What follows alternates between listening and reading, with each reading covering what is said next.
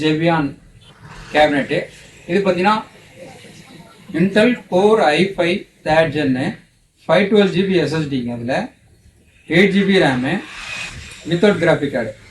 இது பார்த்தீங்கன்னா உங்களுக்கு கிராஃபிக் கார்டு வேணும்னா நீங்கள் ஆட் பண்ணிக்கலாம். ஓகேங்களா. i5 3rd gen 8 GB RAM 512 GB SSD. இதனோட ப்ரைஸ் பார்த்தீங்கன்னா உங்களுக்கு 3500 வருதுங்க. ஜெபியான் கேபினெட் தான். இதுலேயும் உங்களுக்கு 6 பேக் யூஎஸ்பி வருது, 2 ஃப்ரண்ட் யூஎஸ்பி வருது. ஸ்பெக் எல்லாமே சொல்லியாச்சு உங்களுக்கு. இது பார்த்தீங்கன்னா உங்களுக்கு ப்ரைஸ் பார்த்தீங்கன்னா உங்களுக்கு 3500 வருதுங்க.